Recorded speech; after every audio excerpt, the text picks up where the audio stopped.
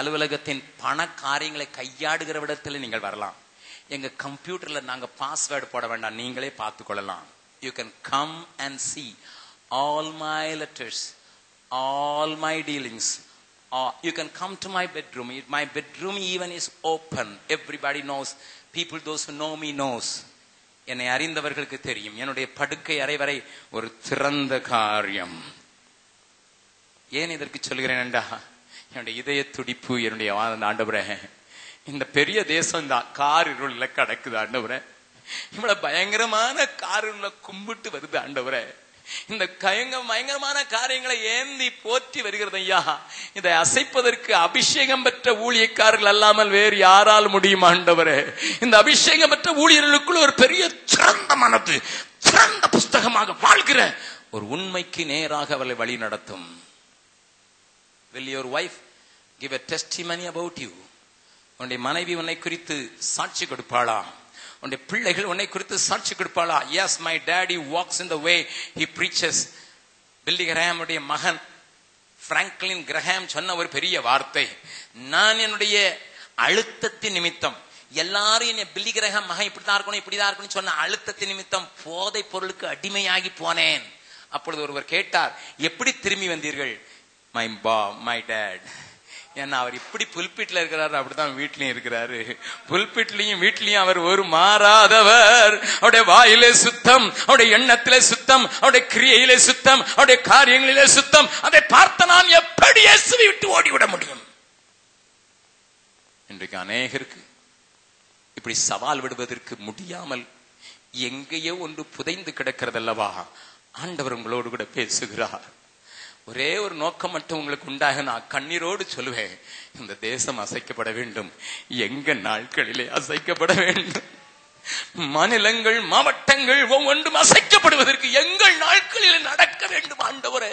இது எங்கள் மூலமும் நடக்க வேண்டும். சில சொல்லுவாங்க, எலியாவின் தேவன் எங்கே? எலியாவின் தேவன். இந்த ஜெபத்தை நிறைய கேட்டிருக்கீங்க, நல்லா கவனிங்க. யோவான் ஸ்நானகன் எலியாவின் ஆவியையும் பலமும் உடையவனாயிருந்தான். ஆனால் அதே நேரத்தில் ஆகாபின் ஆவியை உடையவனாக ஏரோது இருந்தான். உண்மைதானே? ஹலோ, ஆமா ஆமா. ஏசபேலின் ஆவியை உடையவளாக ஏரோதியாள் இருந்தாள். எத்தனை பேர் எலியாவின் பலம் வேணுங்கிறீங்க? அப்படி வேணும்னா ஆகாபும் இருப்பான்ங்கிறத வச்சுங்க, ஒரு ஏசபேலும் இருப்பாள் என்பதை மறந்து விடாதீர்கள். எலியாவின் பலம் மட்டும் வராது, கூடவே யாரும் வருவாங்க? எலியா எழும்ப எழும்ப ஆகாபும் ஏசபேலும் எழும்புவாங்க. அதே காரியம் தான் ஏரோது. அவன் பேச்ச கேட்கறதுக்கு வாஞ்சையா இருந்தான். அவன் பேச்ச கேட்கறதுக்கு ஆகாவும் அப்படிதான். எலியாவை கூப்பிடுப்பா, எலியாவை கூப்பிடுப்பா, எலியாவுக்கு மழை வரலப்பா, எலியாவை கூப்பிடுப்பான்னு சொல்லுவான். அவனும் எலியாவின் பேச்ச. ஆனா ஏசபேல் இருக்காள, அவ பொல்லாதவா. இந்த ஏரோதியாள் தான் பொல்லாதவா. அதனால வேற வழி இல்லாம கொடுத்தான். அந்த பெஞ்சாதிக்கு விற்று போட்ட ஆகாபை போல இந்த பெஞ்சாதிக்கு விற்று போட்ட ஹேரோதும் இருந்தான். நல்ல கவனிங்க. எலியாக்கள் தேசத்துல எழும்ப எழும்ப ஆகாபின் ஆவியும் ஏசபேலின் ஆவியும் எழும்பித்தான் ஆகும். இதை நீங்க மறக்க கூடாது. ஆகாபையும் ஏசபேலையும் எதிர்க்க ஆகாபின் ரதத்துக்கு முன்னதாக ஓடுகிறதுக்கு உனக்கு பலம் வேணுங்கிறத மறந்துடுறாத. ஹல்லேலூயா. உன்னை அழித்து உன்னை திரட்சேதம் பண்ணுகிற சக்திகள் எழும்பித்தான் ஆகும்.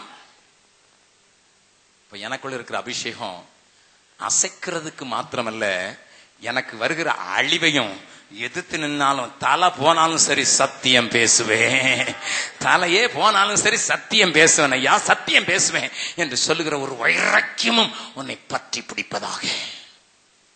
தேவஜனமே, சாதாரணமா வாழ்ந்துட்டோம், சாதாரணமா ஒரு ஊழியத்தை பண்ணிட்டோம். கர்த்தருடைய கிருபையினால சிலரை ஆண்டவருக்குள் கொண்டு வந்து விட்டோம், சிலரை ரட்சித்து விட்டோம், சில இடங்களுக்கு சென்று சுவிசேஷத்தை அறிவித்து விட்டோம், சில காரியங்களை செய்து விட்டோம். இல்லை ஆண்டவரே, I am not satisfied with this. நான் இதுல திருப்தியாகவே இல்லை.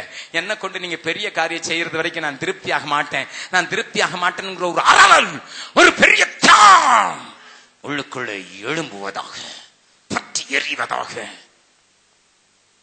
நல்ல கவனிங்க. அவனுக்குள்ளே இருந்த உண்மை, the sincerity, the dead sincerity in everything. இன்றைக்கு பரிசுத்தமான கைகளை புருஷர்கள் உயர்த்தணும்னு எழுதுறாரு. என்ன அர்த்தம்? யார் கர்த்தருடைய பர்வதத்தில் சேருவான்? கைகளில் மாசு இல்லாதவன்.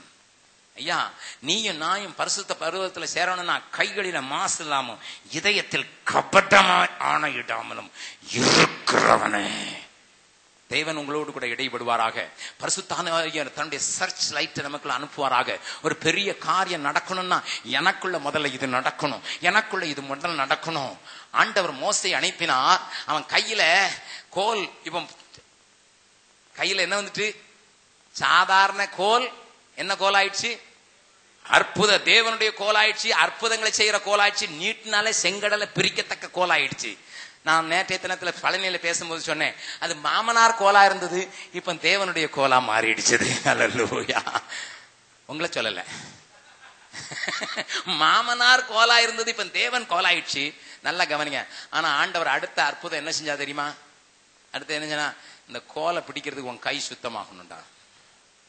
போடு, உன் கைக்கு ஒரு பெரிய மாற்றம் வரணும். அப்பதான் நீ கையை மடியில போடு, குஷ்டமாகும், சுகமாகும். இந்த அற்புதம் உன் கைக்கு நடந்தாதான் இந்த கோலை பிடிக்கிறதுக்கு நீ தகுதி. இந்த அபிஷேகத்தை உடைப்பதற்கு உன் கை சுத்தமா இல்லாம, கையில் சுத்தம் இல்லாதவர்கள் நான் எப்படி உபயோகப்படுத்த முடியும்?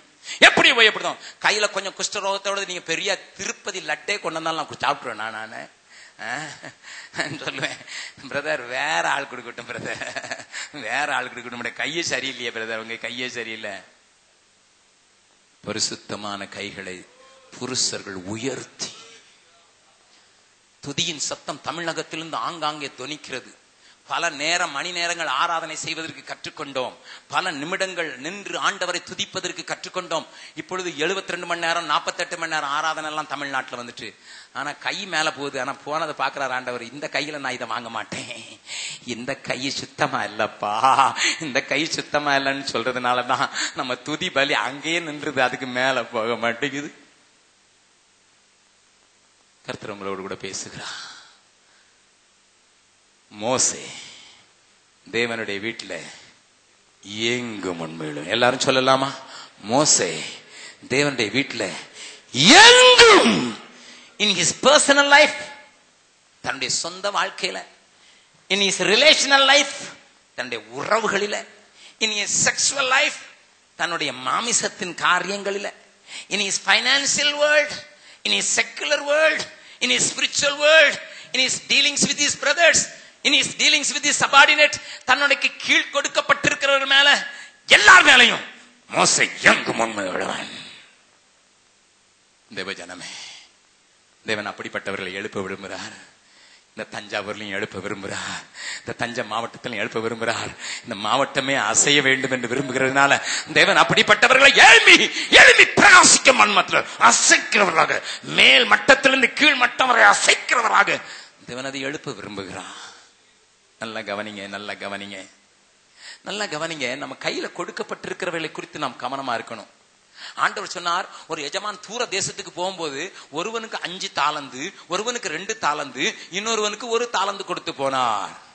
நல்லா கவனிங்க. இதை வெறும் கிருபையின் தாலந்து மாத்திரம் நினைச்சுக்கிடாங்க. பாஸ்டருங்க அதை எப்படி படிக்கணும் தெரியுமா? ஒருவனுக்கு 5000 பேரை கொடுத்தார், ஒருவனுக்கு 2000 பேரை கொடுத்தார், ஒருவனுக்கு 100 பேரை கொடுத்தார். அல்லேலூயா. ஆண்டு பாஸ்டருங்க எப்படி படிக்கணும்? பரலோகத்துக்கு போகும்போது, தூர தேசத்துக்கு போகும்போது ஒருவனுக்கு 500 பேரை கொடுத்தார், ஒருவனுக்கு 200 பேரை கொடுத்தார், ஒருவனுக்கு 100 பேரை தான் கொடுத்தார். திரும்ப வரும்போது என்ன கேட்பார்? இத வச்சு என்ன செஞ்ச? ஹலோ ஹலோ, நல்லா கவனிங்க. ஆண்டவர் கேட்க போற, இத வச்சு என்ன செஞ்சப்பா? 5 கொடுத்தல, 500 கொடுத்தல, இதை என்ன செஞ்ச? நம்ம என்ன சொல்ல போறோம் தெரியுமா? 100 பேரை கொடுத்தீர் ஆண்டவரை, வைத்துக் கொண்டிருக்கிறேன். அவனை வெளியும் போக விட மாட்டேன், அவனை உயரவும் விட மாட்டேன், அவனை சிந்திக்கவும் வைக்க மாட்டேன், என் சட்டைகளுக்குள்ளே வைத்திருக்கிறேன், பத்திரமா வைத்துக் கொள்றேன், பிடித்துக் கொள்ளும் ஆண்டவர்னு சொன்னா டொப்புன்னு போடுவார். பொல்லாத ஊழியக்காரனே. பக்கத்துல கையை பிடிச்சு கேளுங்க, உன்கிட்ட கொடுத்த ஆளை என்ன செய்யற? நிறைய பாஸ் சொல்லலாம், நல்லா பால் குடிச்சு சாப்பிடுறேன், ஒழுங்க காலையும் மாலையும் பால் கறந்துடுறேன்.